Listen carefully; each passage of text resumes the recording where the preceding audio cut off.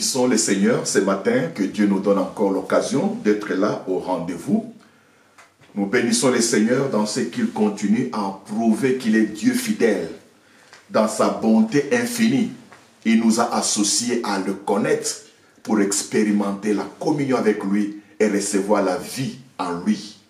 Ce matin, nous voudrions encore reprendre notre chemin de la présence de Dieu pour écouter la parole de Dieu. Je vais vous inviter encore à prier. Seigneur Jésus, nous voici ce matin devant toi, comme il est écrit que 1 ou 2 ensemble, Dieu est avec eux. Merci de ta présence en ce lieu. Père, nous avons besoin que ta présence soit manifeste et que ton Esprit, Seigneur, agisse et que nous soyons réellement, Père, en phase avec ta parole. Tu vois que nous marchons dans un monde qui, des fois, la réalité n'est pas connue. Mais nous savons qu'en toi, la vérité est connue. Donne-nous, Seigneur, ce matin, la parole qui fortifie notre cœur et qui nous ramène à jouir avec toi. Merci, Saint-Esprit, de prendre contrôle et de diriger au nom de Jésus-Christ. Amen. Aujourd'hui, nous allons parler d'un petit texte que le Saint-Esprit a mis dans notre cœur. Ne pas obscurcir le dessein de Dieu. Ne pas obscurcir le dessein de Dieu. Nous avons commencé, comme nous le répétons et le rappelons, un nouveau départ pour une vie meilleure. Dieu nous donne l'occasion de renouveler notre confiance en lui, de croire que réellement, il peut recommencer tout en nous pour que ce qu'il a planifié s'accomplisse. Le dimanche passé, le Saint-Esprit nous a éduqués, le Saint-Esprit nous a parlé, servir à la loi d'exception. Quand tous sont reçus et toi tu n'as pas reçu, Dieu n'est pas injuste. Il te qualifie dans le cas d'exception. Et dans ces cas d'exception, il te fait des privilèges, des avantages que les autres n'ont pas connus. Nous avons compris aussi le deuxième sens de l'exception, que tous échouent dans la vie, dans un cas, dans une circonstance. Dieu peut faire de toi une exception. Et nous bénissons le Seigneur dans sa grâce infinie, qui fait de nous les hommes d'exception quand tout ne marche pas. Nous sommes les hommes d'exception quand tout ne marche pas. Seigneur, nous rendons grâce à toi par ta grâce que tu nous as introduits dans cette loi d'exception. Aujourd'hui, Seigneur, tu voudrais encore nous enseigner de ne jamais obscurcir le dessein de Dieu. Tu restes souverain. Ce que tu as dit, c'est ce qui va se faire. Père, merci de m'enseigner. Quelle est ma responsabilité dans le dessein de Dieu? Que le Saint-Esprit éclaire mon esprit ce matin, afin que nous soyons édifiés à marcher selon sa volonté. À toi la gloire ce matin encore, au nom de Jésus-Christ. Quand nous lisons dans Job chapitre 38, le verset 1er au verset 2, la parole de Dieu nous dit, l'Éternel répondit à Job au milieu de la tempête et dit, qui est celui qui obscurcit mes desseins par des discours sans intelligence? Obscurcir le dessein de Dieu par les discours sans intelligence. Il est vrai que nous cherchons à comprendre la volonté de Dieu.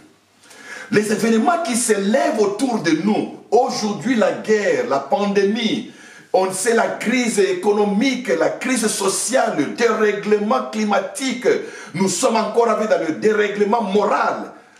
Tout semble marcher au noir et on ne semble pas voir l'issue des sorties. Mais j'aimerais venir vous dire, le message de la Bible enseigne sur l'espérance de la gloire. Les messages de la Bible sont tous basés sur l'espérance de la gloire. Même si que mon expérience maintenant semble être noir, mais ce que Dieu prépare pour nous, c'est l'espérance de la gloire. Mais hélas, dans cette espérance, il y a quelque chose que le Saint-Esprit voudrait nous parler ce matin, que nous devons éviter, d'obscurcir le dessein de Dieu par le raisonnement sans intelligence. Vous savez, depuis que j'ai découvert le livre de Job, je suis en train d'être enrichi. Nous avions reçu la première impression que quand vous parlez de Job, on voit le malheur, on voit le désastre, on voit l'abandon, on voit la souffrance. Job a toujours été décrit comme un homme de douleur. Mais Job était l'homme le plus heureux de son époque. Job était un homme réellement béni de l'Éternel. Et ce qui lui est arrivé, ou ce qui lui était arrivé, c'était pour un temps, comme nous l'avons parlé dans la loi de l'exception. Tu peux vivre l'exception pour un temps. C'était juste pour un temps, mais ce n'était pas une destinée de la vie de Job. Il a servi à donner gloire à Dieu. Dans la souffrance, il est resté fidèle. Obscurcir les desseins de Dieu, c'est l'attitude dans laquelle vous vivez quand vous êtes dans une épreuve. Quel type de raisonnement qui s'élève en vous? Vous condamnez Dieu, vous jugez Dieu, vous jugez vos parents. Pourquoi je suis né dans ceci ou dans cela? Et des fois, vous ne vous rendez pas compte de ces raisonnements que vous êtes en train de mettre. Job, comme je le disais, m'inspire toujours de sagesse quand je lis son livre, quand je lis ses écrits, son histoire. Ça m'inspire. Aujourd'hui, le texte d'aujourd'hui, c'est Dieu qui répond, parce qu'à un moment aussi, Job a perdu la pédale. De croire que Dieu l'a puni injustement, alors qu'il était juste, qu'il craignait Dieu. C'est comme aussi plusieurs d'entre nous aujourd'hui. Ils marchent dans la légalité, ils marchent dans la crainte de Dieu. Mais hélas, quelque part, quelque chose ne semble pas appuyer sa foi. Job un jour même a dit, pourquoi je m'étais purifié? J'ai pris même des décisions de ne pas convoiter. Mais voici ce qui m'arrive. Dans son expérience, Dieu lui dit, n'obscurcis pas le dessein de Dieu. N'obscurcis pas le dessein de Dieu. Nous croyons que ce matin, le Saint-Esprit nous donnera un petit mot pour que nous puissions savoir notre rôle. Il est vrai que l'homme ne contrôle pas son avenir. Aujourd'hui, quand nous voyons ce qui nous entoure, ça trouble. Et nous pouvons catégoriser Dieu par rapport à ce que nous vivons. Mais Dieu est au-delà de mesure. Dieu vient aujourd'hui nous dire, si tu n'as pas reçu, ce n'est pas que Dieu est injuste, mais simplement parce qu'il t'a mis à l'écart. Il t'a qualifié pour être l'homme de l'exception et bénéficier la grandeur de Dieu dans la grande spiritualité, l'expérience qu'il voudrait bien te donner. Mais hélas, j'ai compris.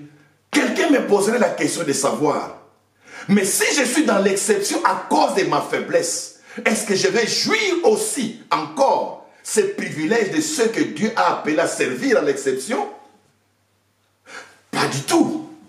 Si mon exception vient parce que je suis dans l'inconduite, je n'obéis pas Dieu, à ce moment-là, je suis en train de payer la peine de mes propres désobéissances ou de mes propres manques de consécration.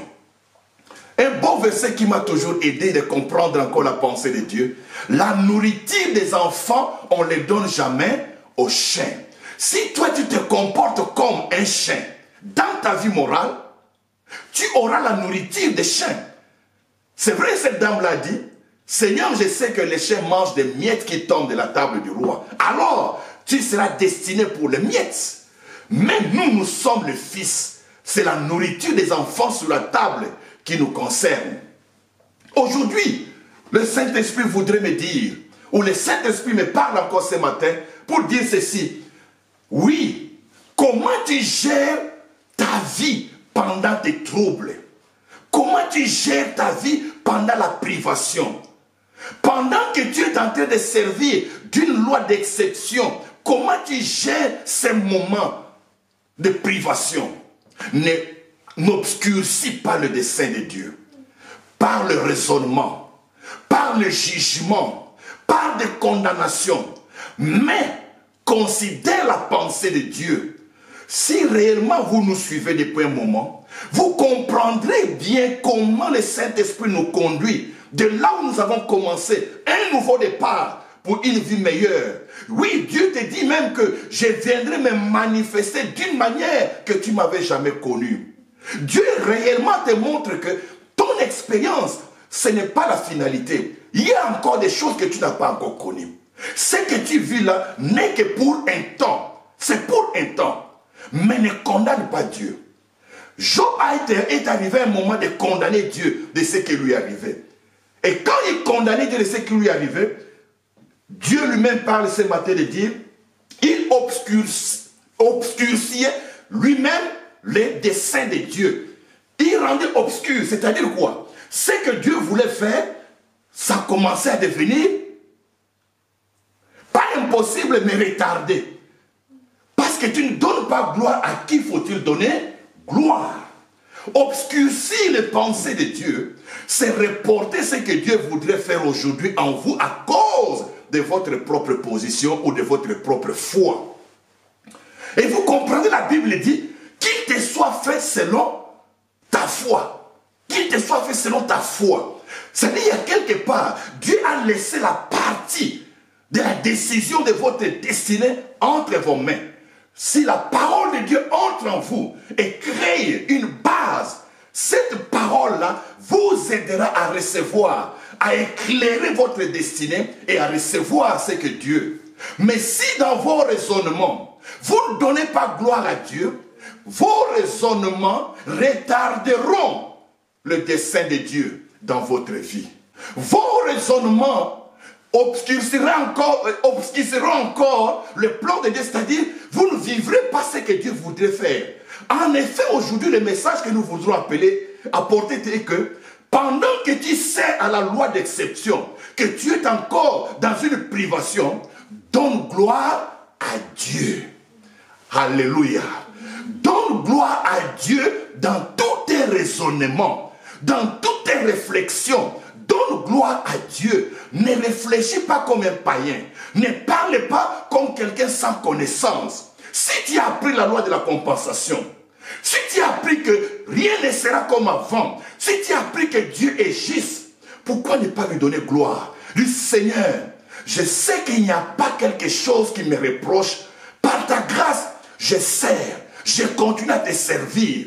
Oui, si tu me l'as choisi ainsi d'être dans cette loi d'exception, que ton nom soit glorifié, que ton règne vienne, que ta volonté soit faite.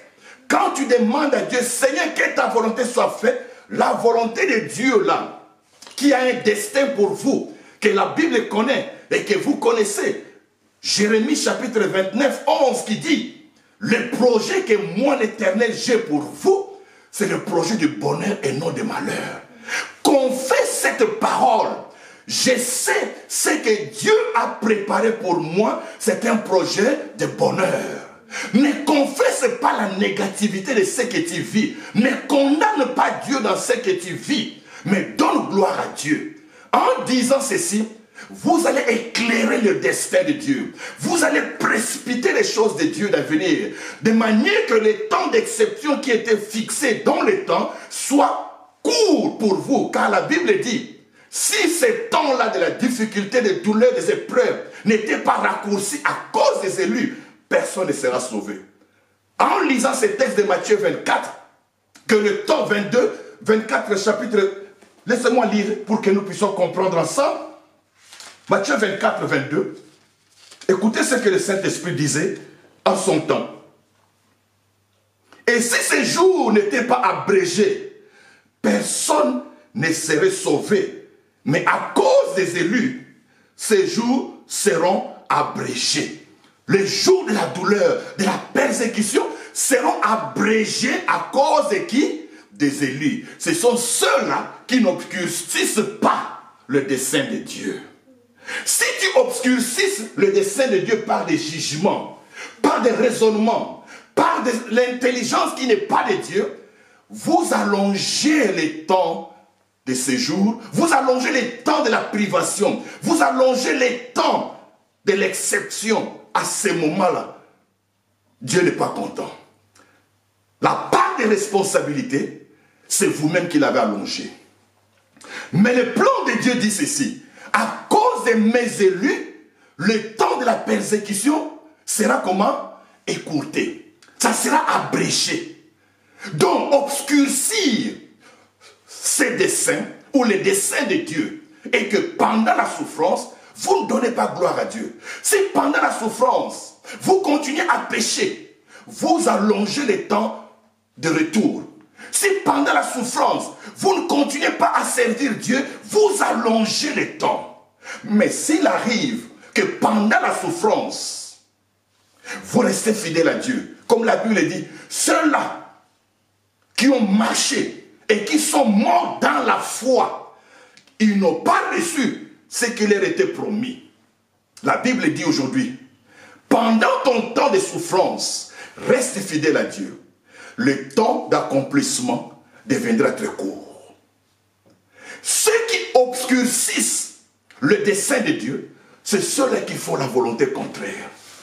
Soit par leur raisonnement, soit par leurs arguments, soit par leur position, soit par leur propre vie. Aujourd'hui, maintenant, je suis enseigné de dire, quand je suis dans l'exception que tout le monde a reçue, je me dis, Seigneur, tu ne m'as pas rejeté, mais tu m'as porté dans une catégorie pour bénéficier, pour voir encore des avantages. Je donne gloire à Dieu. Alléluia. Que le Seigneur soit béni ce matin de comprendre comment gérer la crise. Job nous disait, ou les amis de Job disaient, la douleur te dispose à faire le mal, mais ne le faites pas. La douleur te dispose à faire le mal. Laissez-moi lire Job chapitre 6, le verset 21. Qu'est-ce que l'Éternel disait à travers les amis de Job? Le verset 21.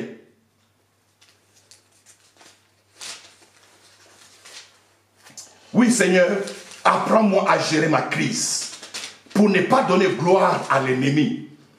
Le verset 21, c'est ici. Ainsi donc,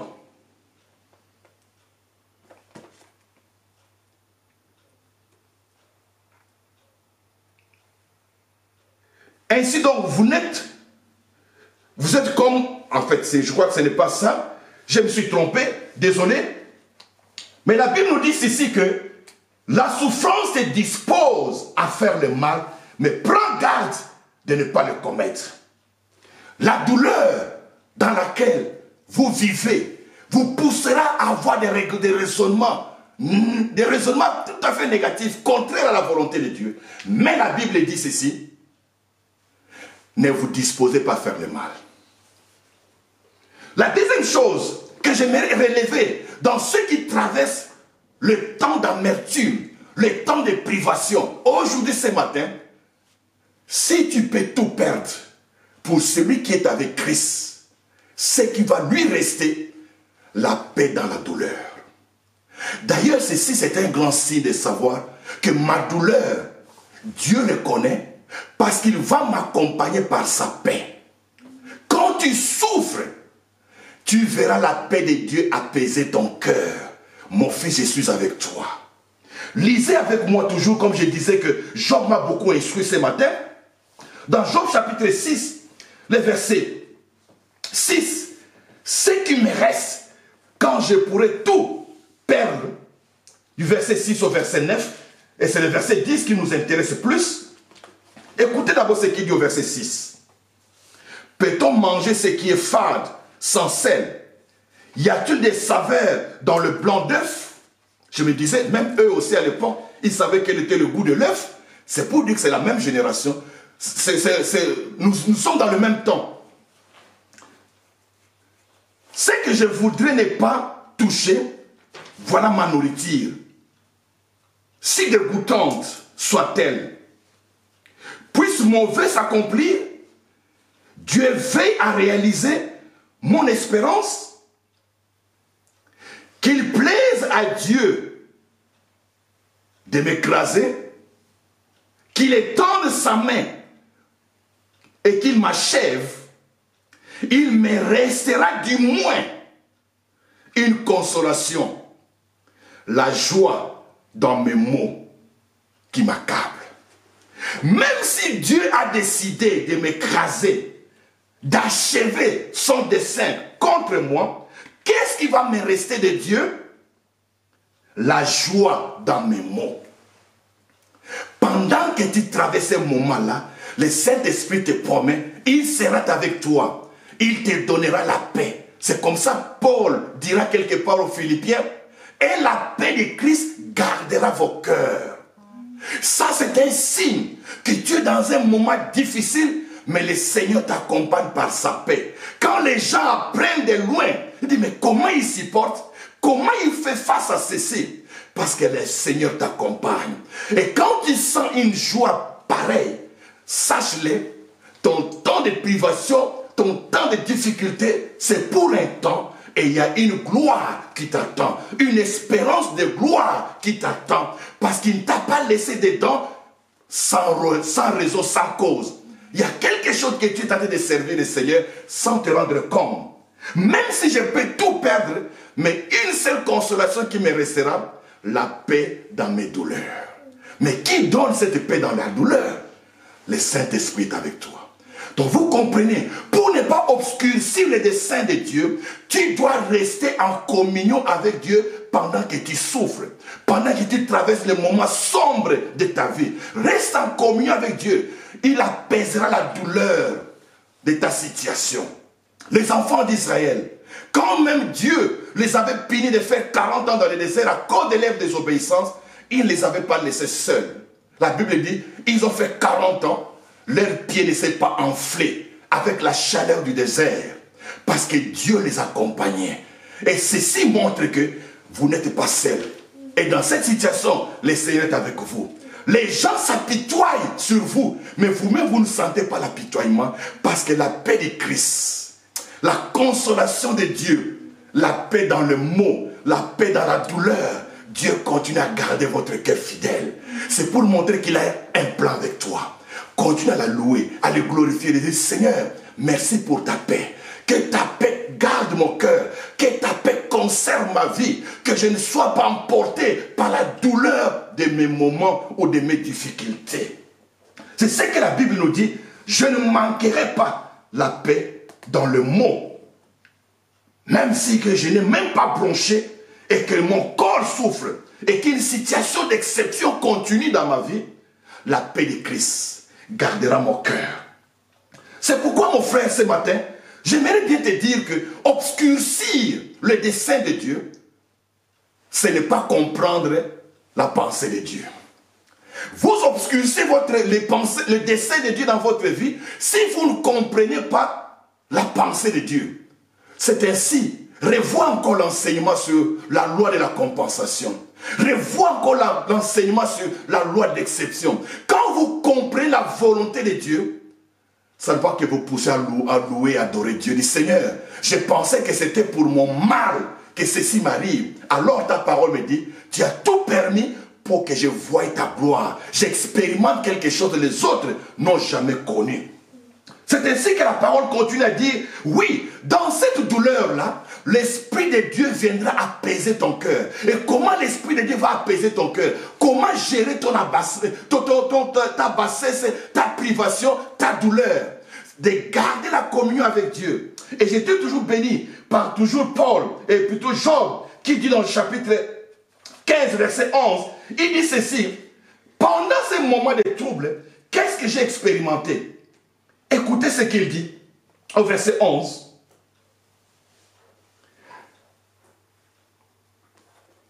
Tiens-tu pour peu de choses les consolations de Dieu et les paroles qui doucement se font entendre à toi? Ça, c'est les amis de Job qui lui apportaient cette consolation. Les consolations de Dieu. Quelle est la consolation de Dieu que nous venons de voir? La paix. Dieu gardera ton cœur en paix pour que tu ne sois pas troublé et ne pas faire des insanités, des déclarations sans intelligence. C'est ce que la parole de Dieu nous dit aujourd'hui. Les déclarations sans intelligence obscurcissent le dessein de Dieu. prolonge le temps de la douleur. Mais la volonté de Dieu révélée est que le temps d'agression, le temps de tribulation doit être comment? Écourté. Pour écourter les temps de douleur dans votre vie, donne gloire à Dieu. Et lui-même, Dieu t'accompagne parce qu'il va te donner la paix dans cette douleur-là. Pour que tu ne puisses pas dérégler, pour que tu ne puisses pas déraisonner et donner raison aux sorciers, donner raison à qui que ce soit. Donne gloire à Dieu. Si ce n'est pas Dieu qui est l'auteur, il prendra sa responsabilité. Car Dieu n'emprunte pas une gloire que lui n'a pas fait du travail. Alléluia. C'est ainsi que la Bible dit, comment éprouver ma douleur si réellement elle vient de Dieu, que c'est Dieu qui le permet. Loue le Seigneur, adore Dieu. Et quand tu vas élever Dieu dans cette situation-là, si ce n'est pas Dieu qui l'avait voulu, il va briser ses chaînes. C'est comme ça on dit que la louange brise les chaînes. Et il va relever ta vie. J'étais encore choqué. Si pas dire choqué, touché, bon, tant mieux. Une de mes sœurs qui faisait son témoignage et qui racontait l'histoire de son ami qui se plaint ou qui se plaignait que voilà, j'étais en contact avec les hommes de Dieu, des grandes personnes du pays, mais personne n'avait identifié que j'avais des liens de famille. Ils m'ont laissé progresser jusqu'à aujourd'hui. Après 20 ans, un pasteur me dit que tu as vraiment embourbé des liens de famille. C'est pourquoi tout ce que tu fais ne marche pas. Bon, gloire à Dieu. Les mêmes personnes qui l'avaient dit qu'ils n'ont pas fait quelque chose, ce sont les mêmes personnes du pays qui l'ont aidé à être délivré. Mais en effet, la parole de Dieu, c'est vous qui l'appliquez. Nous prêchons l'évangile. Mais c'est à vous de nous partager qu'est-ce que vous vivez. Parce qu'en effet, en écoutant ce témoignage, cette sœur-là avait des nuits blanches, elle ne dormait pas, elle ne faisait que des cauchemars. Mais si votre pasteur, vous ne lui avez pas partagé cela, comment va-t-il orienter ses prières conformément en rapport avec ta situation? Vous savez, des fois, les gens disent, mais il est homme de Dieu, est-ce qu'il n'a pas su ça? Non, mon frère, il ne faut pas tenter Dieu. Même Siméon, que Dieu avait révélé que tu ne mourrais pas avant d'avoir vu le Messie. Quand le Messie était né, Dieu ne lui avait rien dit. La Bible dit simplement, poussé par le Saint-Esprit, qu'il est allé à l'église. Et alors, l'enfant venait pour qu'on puisse le présenter selon la coutume. Et l'Esprit dit, voici l'enfant que tu attendais. Qui va reprocher Dieu que, pourquoi Dieu ne lui a pas révélé que l'enfant était déjà né? Et c'est là que la Bible dit, le juste vivra par la foi. Ce n'est pas que Dieu te montrera toutes choses. Mais si tu vis une situation et que tu ne veux pas partager, comment tu attends une solution? Il faut que l'amertume, il faut que la repentance, il faut que vraiment l'abaissement, l'humiliation ou l'humilité viennent de vous-même de dire, Seigneur, pasteur, voici ce que je vis. Si vous aviez dévoilé et qu'on n'a pas agi, ça c'est autre chose. Qu'à cela ne tienne, ce que nous voulons dire ce matin que, oui, vous êtes dans une situation difficile. Donne gloire à Dieu. Mais il faut éprouver ses esprits pour savoir est-ce que c'est Dieu qui est dedans, qui permet ceci pour que tu témoignes ta foi, ou c'est l'ennemi qui veut te maintenir esclave. Un des moyens, la louange. Louez Dieu dans votre situation. Ceci prouvera si c'est Dieu qui est avec vous ou c'est l'ennemi. Si c'est l'ennemi, les liens seront brisés. Et le Seigneur donnera gloire à lui-même parce qu'il ne prend pas une gloire que lui n'a pas fait du travail. Et ici, Job nous dit ceci, et ses amis nous disent, les consolations de Dieu sont là. Mais quand Dieu continue à te garder en paix, quand Dieu continue à te conserver la vie, rends grâce à Dieu à cause de ça. Tu n'as pas été exterminé. Il y a des uns dans cette crise qui ont perdu complètement la vie. Mais si toi tu continues à avoir la vie, Dieu continue à agir dans ta vie. Enfin qu'à la fin de compte, les hommes comprennent que c'est Dieu qui était derrière cette histoire, contrôlant dans tes faiblesses, comme la Bible dit que ma grâce te suffit dans tes faiblesses, car c'est ainsi que la puissance de Dieu agit. Comment tu gères ta crise? Ne obscurcis pas le dessein de Dieu. découvre ce que Dieu veut, crois à cette loi d'exception, c'est Dieu-là te fera participer à cette bénédiction-là, car en lui, il n'y a pas d'injustice. Néanmoins, aujourd'hui, nous voudrions t'encourager de dire, prends soin de ton âme, de ne pas faire sortir de raisonnements sans intelligence, de déclarations qui ne donnent pas gloire à Dieu. Car c'est ce que Dieu a reproché à Job. C'est ceci qui peut allonger le temps de votre douleur. Alors que si vous continuez à donner gloire à Dieu, la Bible dit, le temps de la détresse sera écourté, abrégé à cause de mes élus. Oui, mon frère, aujourd'hui, j'aimerais t'apporter cette espérance pour dire que ton dessein est entre les mains de Dieu et ton attitude doit être positive pendant la crise. Je sais que l'espérance que Dieu a pour moi, c'est une espérance de gloire. Ce qu'il a planifié pour moi, c'est le bonheur, c'est la paix, c'est la joie. Car c'est ce que la Bible dit. Même le fruit de l'esprit, la joie, la paix, ça ce sont deux ingrédients indispensables qui conduisent à la satisfaction de la vie, même à ce que nous pouvons appeler la bonne prospérité. C'est avoir la joie, c'est avoir la paix en Christ. Car Dieu lutte pour cela. Il est venu pour arrêter l'invasion de l'ennemi, de créer le scandale, de créer le désordre, pour qu'il remette ce qui était au commencement. Le deuxième élément que j'aimerais t'apporter ce matin est que dans ta douleur, Dieu te promet un avenir meilleur. Dieu te promet un avenir meilleur. J'aimerais revenir pour t'encore dire ta douleur est pour un peu de temps. Ce que tu gagneras en restant fidèle à Dieu n'a pas d'estime d'être comparé avec ce que tu as perdu. Écoutez ce que Paul nous dit dans 2 Corinthiens chapitre 4, les versets 16 à 18. Il nous parle de la comparaison, de la bénédiction que nous recevrons quand nous restons fidèles à Dieu dans notre douleur. C'est pourquoi, 2 Corinthiens chapitre 4, versets 16 à 18. C'est pourquoi nous ne perdons pas courage. Et lors même que notre corps extérieur se détruit, la douleur, la difficulté, la persécution, notre homme intérieur se renouvelle de jour en jour. Car nos légères afflictions du temps présent produisent pour nous, au-delà de toute mesure, un poids éternel de gloire. Nos légères afflictions, nos légères douleurs, nos légères tribulations, si nous restons fidèles, nous n'obscurcions pas le dessein de Dieu par des raisonnements ou des discours sans intelligence, ceci produira pour nous un poids éternel de gloire. Parce que nous regardons non point aux choses visibles, mais à celles qui sont invisibles, car les choses visibles sont passagères et les choses invisibles sont éternelles. Les choses invisibles sont éternelles. L'élément que je voudrais bien soulever ici, pendant la crise, pendant la douleur, il faut soigner sa vie spirituelle.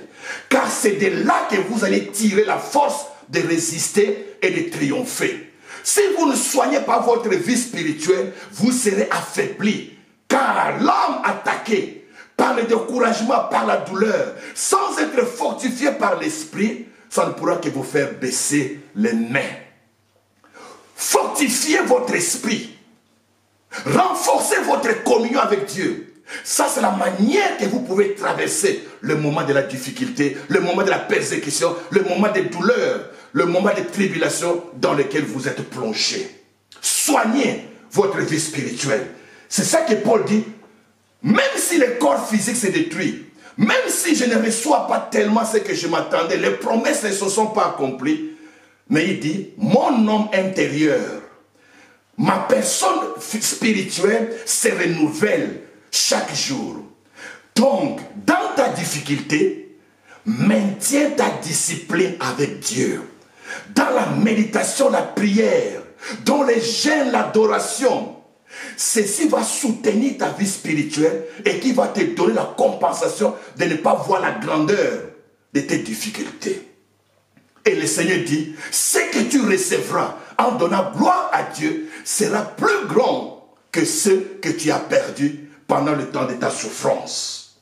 Donc vous comprenez toujours que la finalité, ce n'est pas que l'homme perd.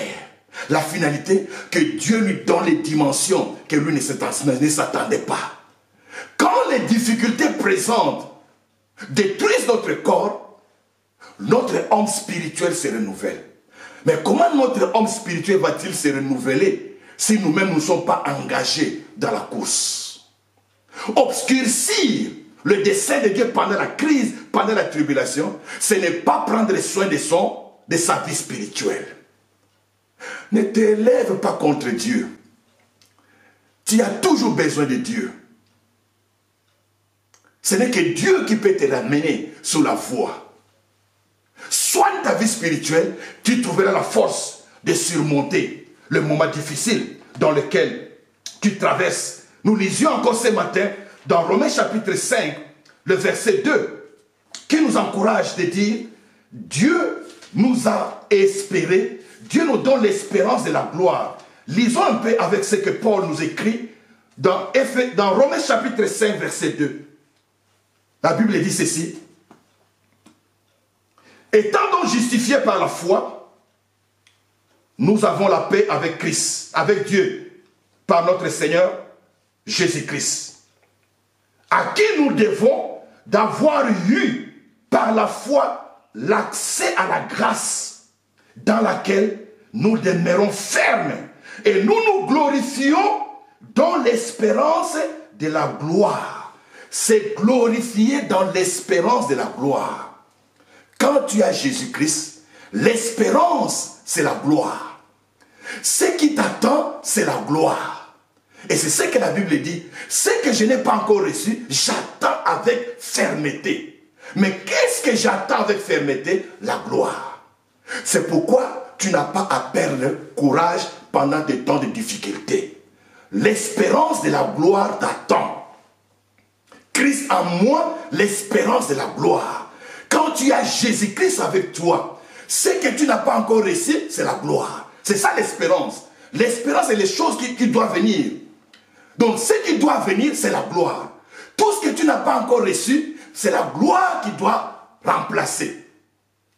Et à cause de ça, je reste fidèle à mon Dieu. Dans la souffrance, pour lui dire, Seigneur, soutiens-moi. Je n'aimerais pas obscurcir le dessein de Dieu par mes discours sans intelligence. Le message revient là-bas. N'obscurcis pas le dessein de Dieu. Ne donne pas gloire à l'ennemi en parlant des choses sans intelligence. Mais confirme ce que Dieu dit et confesse. Ça te donnera la victoire. C'est ainsi que quand tu reviens encore dans la parole de Dieu, en lisant toujours Job chapitre 6, il y a quelque chose que j'ai retenu là-bas. Quel est l'état d'homme de celui qui vit vraiment dans la peine, dans la douleur? Il dit même ceci. Est-ce qu'il y a-t-il encore d'espérance? Est-ce que je peux encore espérer à quelque chose? Car la douleur est tellement profonde. Aujourd'hui, je vais dire oui, tu as encore à espérer. Job chapitre 6, le verset 11. Pourquoi espérer quand je n'ai plus de force? Pourquoi attendre quand ma fin en est certaine? Ma force est-elle une force de pierre? Mon corps est-il un corps d'airain? Ne suis-je pas sans ressources? Le salut n'est-il pas loin de moi? Est-ce que tu vois ce qu'il dit ici? Permettez-moi en fait de relever un peu l'état d'âme de celui qui vit dans cet état de privation. La première chose, la Bible dit ici que pourquoi encore espérer? Parce que je n'ai plus de force. Je suis devenu faible. Est-ce qu'il faut-il encore attendre car je vois que ma fin est là? Mon corps est déjà fatigué.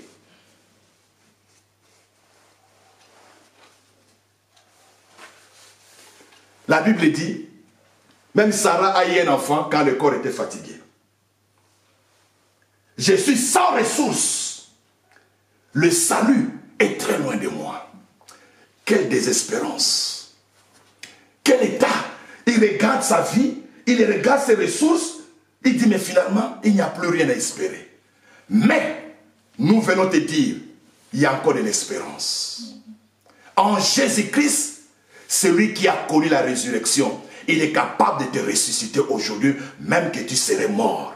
Amen. Le Dieu de la résurrection, c'est notre Seigneur Jésus-Christ. Par la puissance de la résurrection, tu peux croire encore que tout peut être renouvelé. Un nouveau départ peut être vraiment déclenché parce que je crois à un Dieu de quoi? De la résurrection. Je crois à un Dieu de la résurrection. Et j'aime Pierre, et j'aime Paul plutôt, dans Philippiens chapitre 3, écoutez les principes qu'il nous donne de ce qui lui est attaché à Jésus-Christ.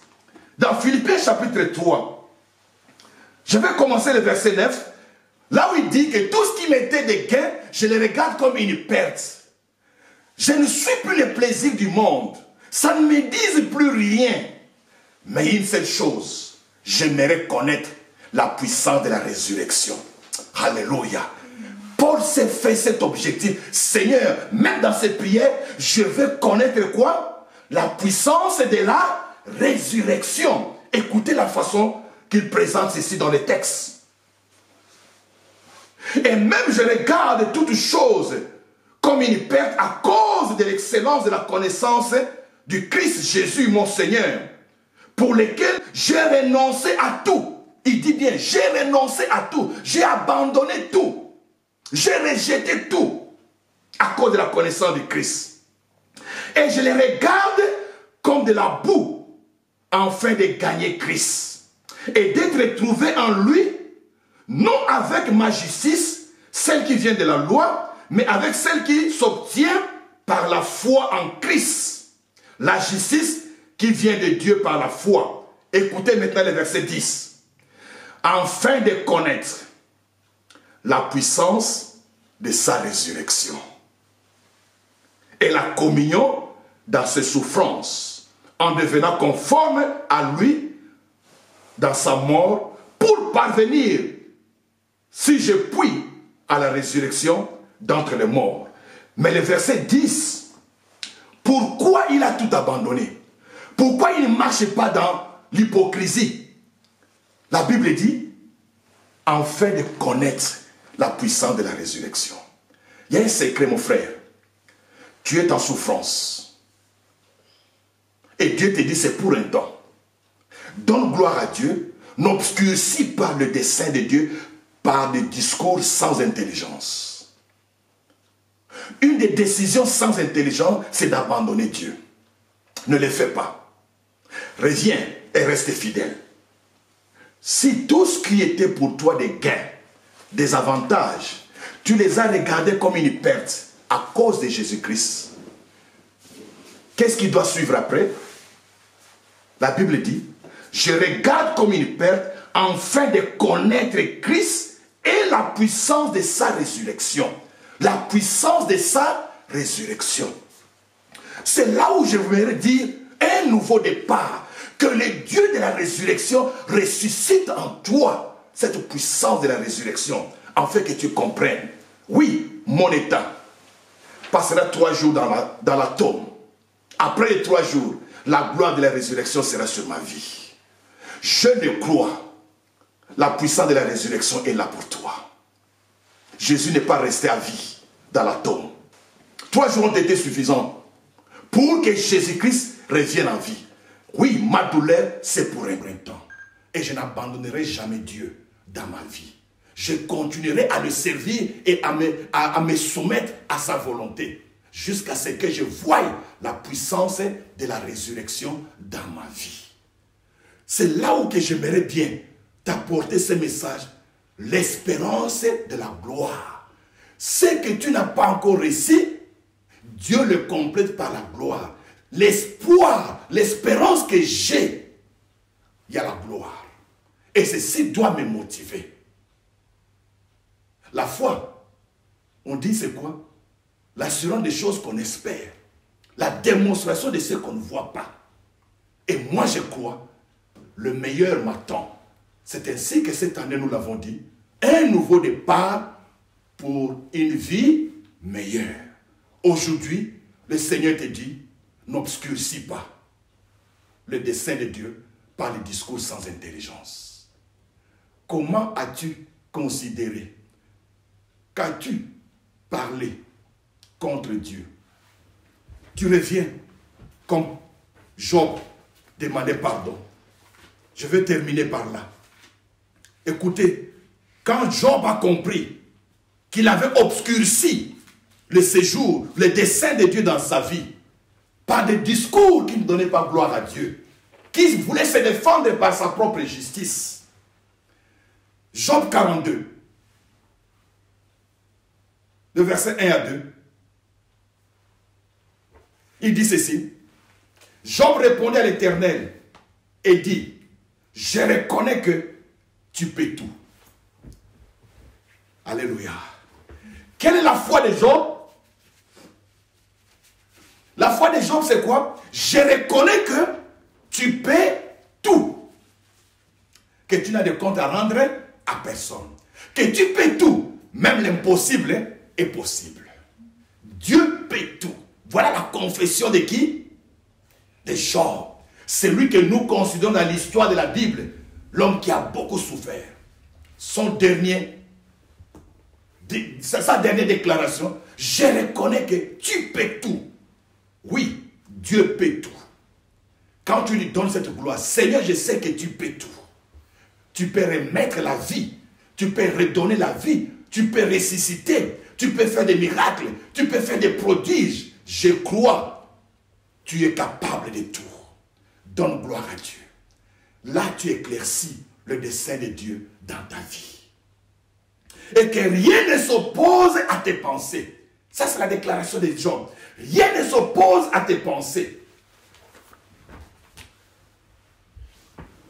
Qu'est-ce que celui qui a la folie d'obscurcir mes desseins, dit l'Éternel? Oui, j'ai parlé sans les comprendre.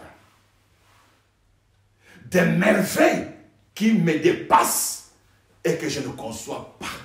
J'ai parlé sans les comprendre. J'étais jugé. J'ai fait des discours sans intelligence. Mais maintenant je comprends. Tu peux tout.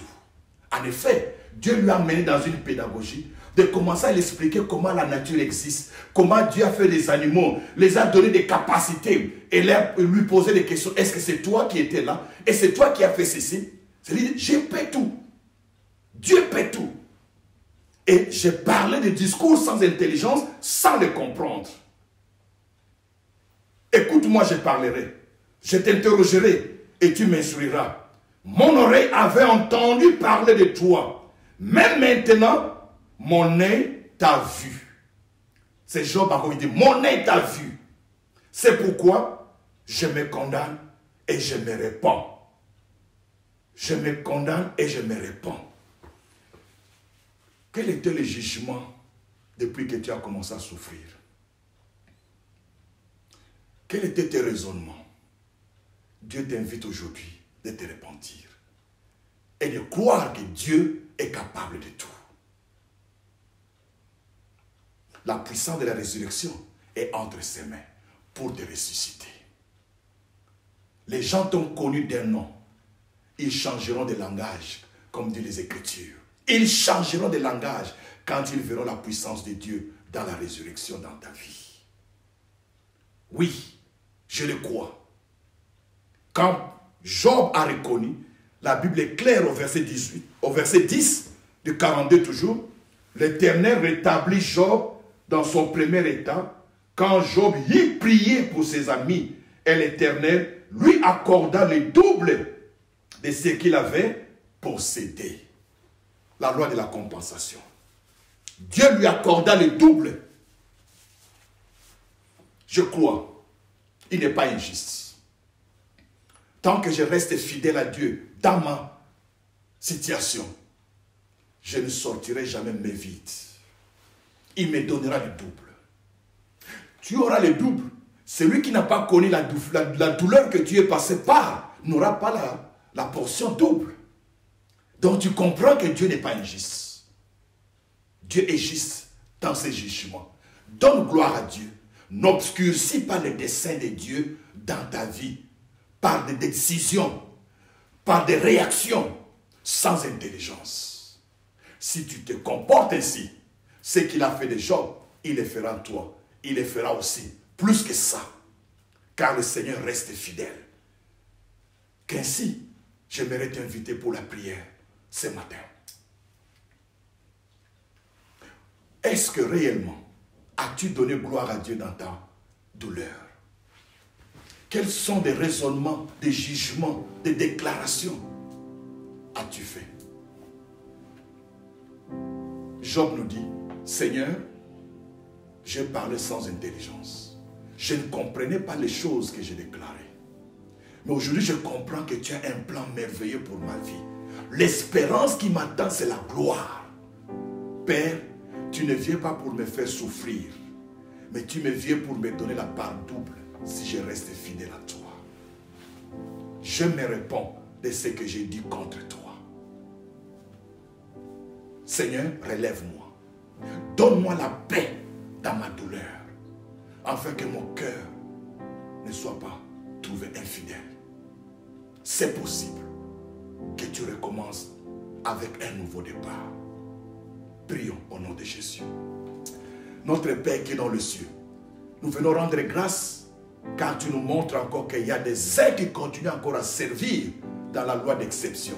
Alors que pendant ces temps de privation, Seigneur, tout raisonnement, toute inspiration, toute idée les balaye. Père, nous t'avons condamné, nous t'avons injurié, nous t'avons qualifié. Seigneur, pardonne-nous parce que nous ne connaissons pas exactement ce que tu fais. Oh Seigneur, je te demande pardon de tout mon jugement parce que je n'ai pas reçu avec les uns au même moment. De ma situation parce que je suis devenu notre Dieu à l'écart. Père, je te prie aujourd'hui de me pardonner. Je viens au nom de Jésus-Christ demander le pardon et que tu me laves par le sang de Jésus. Laisse que le Saint-Esprit m'inspire maintenant, Seigneur, le langage de Dieu, comme tu m'as parlé dans la loi, oh Père, de compensation, la loi d'exception. Je crois, c'est pour mon bien ce qui m'arrive.